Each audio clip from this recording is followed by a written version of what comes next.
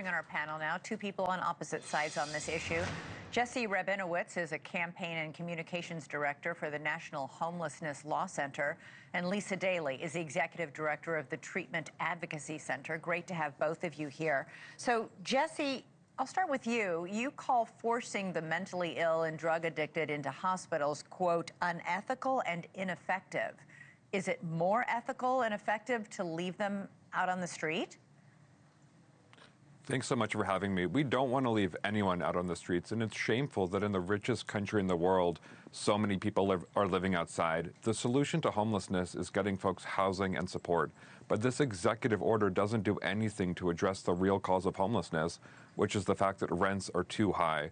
All this executive order does is make it easier to throw people into institutions for being poor, for being sick, and for being disabled.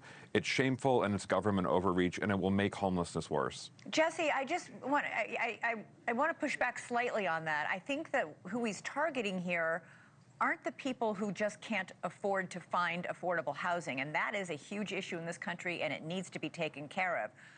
I think President Trump and his EO is targeting the people who are shooting up drugs in the street, or the people who are screaming at imaginary people and are clearly very mentally ill and clearly need help.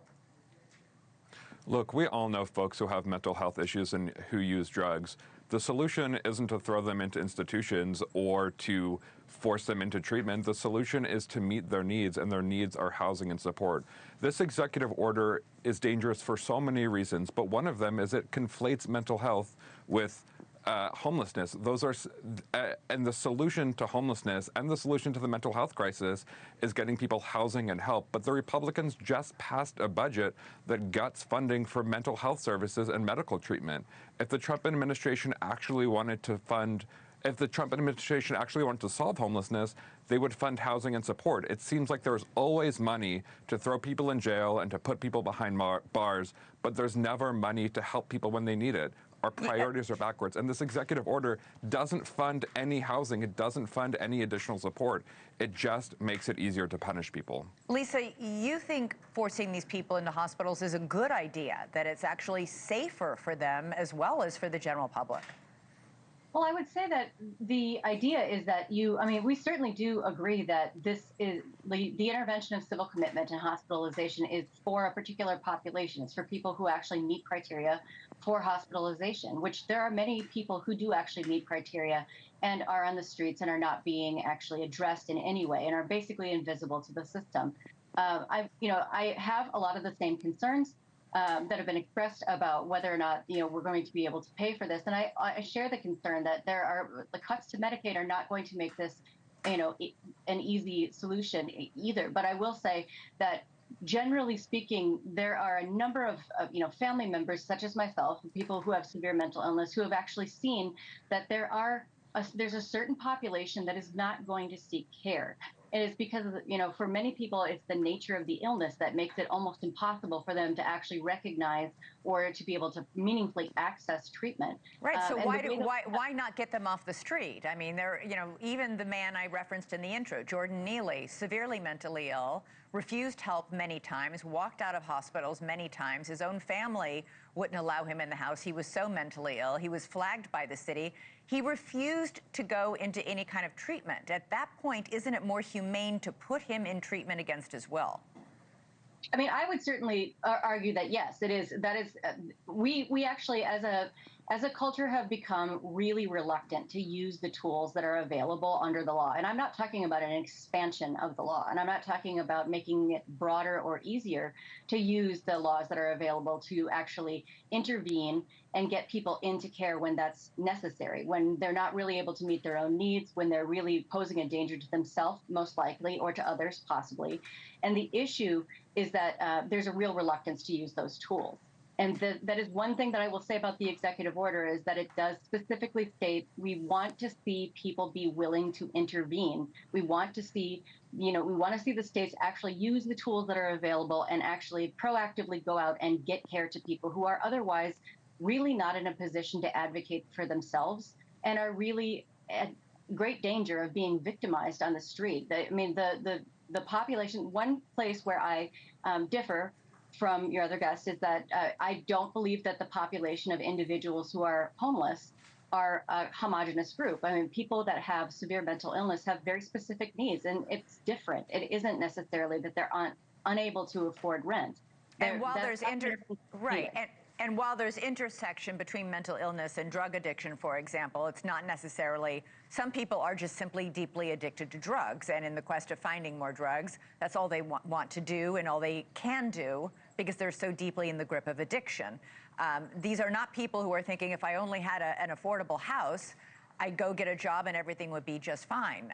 So I guess, Jesse, that's the point. We're seeing this now. More and more states are passing laws that allow people who are severely addicted or severely mentally ill to be hospitalized against their will. And they're blue states. A lot of, California, Oregon, Colorado, a lot of these states are passing laws because so many people in those states are so frustrated with this issue. I'm glad you brought that up. Since last year's Supreme Court ruling in the Grants Pass decision, which made it easier for cities and states to throw people in jail for sleeping outside even when they have nowhere else to go, 260 cities have passed laws across the country making it illegal to be homeless. That doesn't help anybody. Those cities haven't solved homelessness. They've just made it a crime to be poor. I've worked as a social worker, as a licensed social worker in the District of Columbia with people who have experienced homelessness for over a decade. Just a very, very, very small handful of those folks refused help and refused services. But this executive order is so broad, it is executive overreach, and it seems that the only solution this administration has for people that they don't want to see, whether it's college visa holders, whether it's migrants trying to make a better life for themselves, or homeless people, is to throw them into camps. We have tried camps. We have done institutionalization as a country before. It doesn't work. It will never work. We know that everybody deserves and wants to be safe. Safe communities are communities where people have their needs met, like housing and support.